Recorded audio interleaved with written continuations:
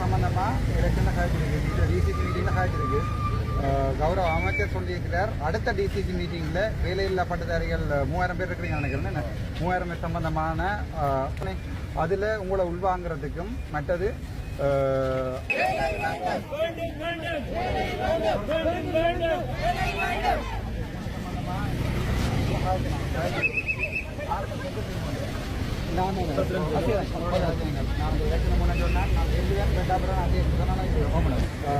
சம்பந்தமா எலெக்ஷன்ல காய்ச்சிருக்கு, டிசிசி மீட்டிங்ல காய்ச்சிருக்கு.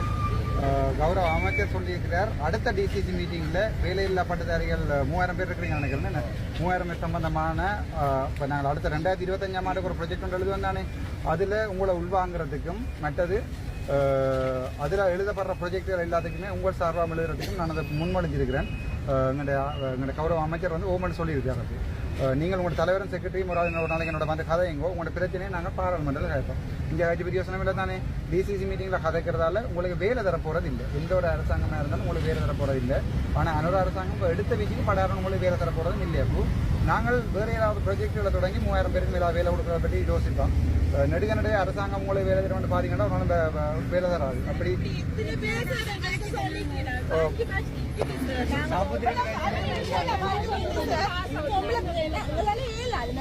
பிள்ளைகள் இருக்குது சார். நாங்கள் ஹஸ்பண்ட் ஆக்களிட்ட பொறுப்பை கொடுத்துட்டு நான் இந்த தனிப்பட்ட இருக்குது வயசு போன அம்மாக்கள் இருக்கு, நான் விட்டுட்டு இந்த தொண்டு எனக்கு ஏழாம இருக்கு. இப்படி இப்படி போய்கொண்டிருந்தா எத்தனை எடுத்துருக்கு மேக்சிமம் நீங்க இப்ப 3500 பேருன்னு சொல்றீங்களா? அப்படி சார் 3500 பேருக்கு நீங்க ஒரேடியா கொடுத்தீங்க, பின்னுக்கு வச்சிருக்கல. அப்ப அவளை டோட்டு கட்டுங்க வேண்டாம் சார், ஒரேடியா கொடுத்தீங்க, கொடுக்கலாது.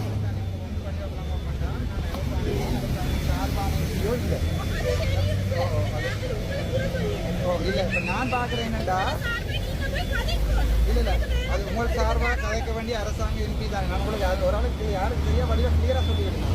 உங்களோட சொன்னேன் போய் அரசாங்க எம்பிமார் 3 பேரோடையும் கதைங்கோ, அமைச்சரோடையும் கதைங்கோன்னு ஒரு சொன்னேன். கதைச்சீங்களோ? சரி, நீங்கள் அதுக்கு எழுத்து மூலம் கொடுத்தீங்களோ, அவங்க பேர் போட்டு டேட் போட்டு கொடுத்தீங்க. அந்த கடிதத்தையும் அடுத்த கடிதம் எனக்கு எழுதிட்டாங்க. நான் உங்களுக்கு இப்போ பிரைவேட் நோஷன் போடலாம். 17ஆம் தேதி, இன்றைக்கு 17ஆம் தேதி பொதுமக்கள் பிரச்சனை சொல்லி ஒன்று வைத்தியசாலையில் 170 ஆக்களை வந்து வேலை கொடுத்துட்டு நிப்பாடி குழப்படி செய்திருக்கணும். அது சம்பந்தமான இது நான் பார்லிமெண்ட்டுக்கு கொண்டு போகிறேன். அதே மாதிரி உங்கள்கிட்ட இவ்வளோ பேரும் எனக்கு வேறு நீங்களா போய் என்னோட காய்ச்சி உங்கள் நம்பரை சேவ் பண்ணியிருக்கேன். உங்களோட கம்ப்ளைண்ட் எழுதி ஃபுல்லாக வடிவாக எழுதி நான் உங்களுக்கு ஒரு ஃபார்மெண்ட்டை க்ரியேட் பண்ணி தரேன். அதில் முழு பேரும் தனித்தனியை சைன் பண்ணி ஒரு 50 ரூபா முத்திரை ஒட்டி அபிடேவிட் சைன் பண்ணி அந்த கம்ப்ளைண்ட் எனக்கு தாங்கோ. அது நான் 17ஆம் தேதி ஒழுங்கு பிரச்சனை முதலாவதாக கதைக்கலாம். 17ஆம் தேதி அது கதைக்க வேணுமா இருந்தால் இப்போ ஒன்று விஷயத்தை வடிவாக கொண்டுப்போம். நாங்கள் போராடுறதால எதையுமே கிடைக்காது. சரி தான், நாங்கள் எங்கள்கிட்ட டைமை வேஸ்ட் பண்ணுறது, நீங்கள் வந்து கத்துறதும் ஒரு அரசாங்கமே உங்களை திரும்பி பார்க்காது. திரும்பி பார்த்தாலும் அதை கொடுக்குற அளவுக்குரிய மூளை உள்ள அரசாங்கம் இது வரைக்கும் இலங்கையில் உருவாயில்லை. ஒரு நாளுமே நாங்கள் அடுத்தடுத்த வச்சுக்கிட்டோம். இந்த நாட்டில் அடுத்ததாக வேலை செய்கிறது டாக்டர்ஸுக்கு மட்டும்தான். அதே மாதிரி 10 வருஷம் கழிச்சு டாக்டர்ஸுக்கு வேலை கிடைக்குமோ தெரியாது. உங்கள்கிட்ட பிரச்சனையில் இப்போ வளமே எல்லா அரசியல்வாதிகளே தம்பி ஒரு ஆளோட எடுத்து கழிச்சு வர எலெக்ஷனுக்கு முன்னாள் அப்போ நான் சொன்னேன்னா இப்போ கதைச்சா நீங்கள் என்ன நினைப்பீங்க? ஓட் கேட்குறது யாரோட எனக்கு பார்லிமெண்ட்டில் கயக்கணுமெண்டா நீங்கள் எடுத்து மூலம் தரணும். இப்படி தான் சாவேச்சேரியிலையும் எல்லாருமே கம்ப்ளைண்ட் பண்ணி போட்டு நான் பழக்கு போய் 19 நாள் ஜெயிலில் இருக்கீங்கல்ல, சாட்சி சொல்லும் போது ஒருத்தருமே வரையில. இப்போ உங்கள்கிட்ட பிரச்சனையை நாளைக்கு நீங்கள் உங்கள்கிட்ட கையால் எழுதிட்டாங்க. உங்களுக்கு பிரச்சனை சரி, உங்களுக்கு எழுதிட்டாங்க. அது ஒரு கம்ப்ளைண்டாக ஒரு 4 பேரை சைன் பண்ணி ஒரு கம்ப்ளைண்ட் எழுதிட்டாங்க. 17ஆம் தேதி விடிய காலமாக 9 மணிக்கு நான் அவசர பிரச்சனையாக இதை நான் பார்லிமெண்ட்டில் கொண்டே கதைக்கிறேன். அதுக்கு நீங்கள் உங்களோட கைப்பட எழுதிட்டாங்க. உங்களோட நம்பரில் கிடக்கு. இப்போ இதை வந்து டைமை வேஸ்ட் ஆகுங்க. இதில் நின்று வேஸ்ட் ஆகிறதால உங்களோட குரலும் வேஸ்ட் ஆகும். மற்றது உங்களுக்கு தேவையில்லாமல் போலீஸாரோட முரண்பட வேண்டி வரும். உங்களை வீடியோ எடுப்பாங்க, பொம்பளை பிள்ளைகள் நினைக்கிறீங்களா, அதில் தேவையில்லை பிரச்சனை வரும். உங்கள் சார்பாக நான் கதைக்கிறேன். நான் முதலே சொன்னேன், நான் வெல்லுவேன் கதைப்பேன். சொன்னானோ இல்லையோ, அப்போ நான் இங்கே சொன்னவர் இல்லை வேறு கட்சிகள் பேர் சொல்லி அந்த கட்சிகளுக்கு தான் சப்போர்ட் பண்ணுறேன். நான் உங்களோட சப்போர்ட் எனக்கு தேவையில்லை, நான் வெல்லுவேன் வெண்டாப்புறம் வந்து கதை சொன்னானோ இல்லையோ. எனக்கு இப்போ அரசியல் இல்லை. அது என்னோட 5 வருஷம் தான் அரசியல் செய்வேன். எனக்கு நான் ஒரு ஃபார்மெண்ட்டை கிரியேட் பண்ணி உங்களுக்கு போடுறேன். அது உங்களோட குரூப் இருக்கும் இல்லை, குரூப்பில் போடுங்க. 3000 பேர் சைன் பண்ணணும். அதில் 300 பேர் மட்டும் சைன் பண்ணுறது பெரிய யோசனை இல்லை. அந்த அவ்வளோத்தையும் எனக்கு பிரிண்ட் பண்ணி போட்டு சைன் பண்ணி போட்டு 50 ரூபா முத்திரை ஒட்டி ஒரு ஜேபிக்கு சைன் பண்ணியோ அல்லது கௌஷல் அங்கே லோயர் சைன் பண்ணுவாங்க. உங்களுக்கு இல்லை அதில் நீங்கள் 50 ரூபாய்க்கு வேஸ்ட் ஆகுது. ஒரு சாமானியாட்ட 500 ரூபா நீங்கள் செலவழிക്കാൻ தேவையில்லை. நாங்களே அதை சைன் பண்ணுறோம் உங்களுக்கு முன்னால் வச்சு. நீங்கள் எனக்கு அந்த கம்ப்ளைண்ட்டில் திங்கட்கிழமை தருவீங்களா இருந்தால் செவ்வாய்க்கிழமை காலம் பாராளுமன்றத்தில் கலைக்கப்படும். சரியா? எப்படி வசதி? இப்போ நாங்கள் வந்து இலக்கங்களை சாட்டிஸ்ஃபை இல்லைன்னா தொடர் போராட்டம் அப்போ ஒன்று விஷயம் சொல்றேன், போராட்டம் செய்யாது. ஏனென்றால் போராட்டம் செய்யறதால கேட்கிற அளவுக்கு எங்கண்ட எந்த அரசாங்கமும் இல்லை. அது சில விஷயங்களை சில விதமாக தான் கொண்டே பாராளுமன்றத்தில் கலைக்கணும். நாங்கள் இதில் நின்று கத்துறதாலேயோ இல்லாட்டி இதில் ஒரு ஆர்ப்பாட்டம் செய்கிறதாலேயோ ஒரு கவனம் ஈர்ப்பாக இருக்கும். ஒரு யூடியூப்ல 4 பேரும் ஒரு மீடியாவில் வரும் வேலையில்லா பட்டதாரிகள் ஆர்ப்பாட்டம் செய்து வரும். உங்களுக்கு எந்த தீர்வும் கிடைக்காது ராசா. நான் பார்த்துருக்கேன் இந்த கிரீன் கிராஸ்ல எல்லாம் 10,000 8,000 எல்லாம் இப்போ கிராஜுவேட்ஸ் வேலை செய்கிறாங்க. எனக்கு தெரிய இப்போ அண்டர் கிராஜுவேட்ஸாக இருக்கிறவங்க காமர்ஸ் பக்கத்தில் இருக்கிறவங்க எல்லாம் வந்து பெயில் அடிக்கிறாங்க. எனக்கு தெரியும். எனக்கு அதில் வேலை தெரியும். 2006ஆம் ஆண்டு A level மெடிசின் கிடைக்கும்னு தெரிஞ்சும் நான் போய் செலிங்கோ இன்சூரன்ஸில் போய் என்னென்னு சொல்கிறேன் அந்த இது எடுத்து கொடுப்பாங்க. போலீஸியாக நான் வேலை எழுதினேன். கவர்மெண்ட்டாக நான் தெலுங்கோட போய் பேர் நான் டாக்டராக எனக்கு கிடைக்கும்னு தெரிஞ்சுமாடா 6 மாதம் சும்மா இருக்கக்கூடாதுன்னு போய் வேலை எழுதினேன். 2006 நானாவே உழைச்சி 1.5 லட்சம் ரூபாய் சம்பளம் உழைச்சினேன். நாங்கள் வெளிநாட்டு ப்ரொஜெக்டுகள் வரைக்கும் உங்களுக்கு முன்னுரிமை தரலாம். அது நான் போடுற ப்ரொஜெக்டுகள் வெளிநாட்டு காசு செய்யல. நான் கணக்கு கிளப்ஸுகள் போடுறேன். பார்ட்டி கிளப் இல்லை, ஸ்போர்ட்ஸ் கிளப்புகள் போடுறேன். அப்போ அந்த கிளப்புகளில் உங்களுக்கு முன்னுரிமை தரலாம். உங்களுக்கு ஒரு மினிமம் ஒரு 50,000 ஆள் பேமெண்ட் என்னால் தரையில 50,000 to 70,000 என்னால் பேமெண்ட் தரையில. பட் நீங்கள் உங்களோட கிராஜுவேட்ஸ் இருக்கிறீங்க பேர் உங்களோட பிரச்சனையை பாராளுமன்றத்தில் கதைக்கிறதுக்கு நீங்கள் உங்களோட கையால் எழுதிட்டாங்க. இதுலேருந்து டைமை வேஸ்ட் பண்ண வேண்டாம். போலீஸாலும் முரண்டு போடுவாங்க, உங்களோட கதைப்பாங்க. வீடியோவில் வர தேவை வேறு ஒன்றும் தேவையில்லை. சுமூகமாக போகும்.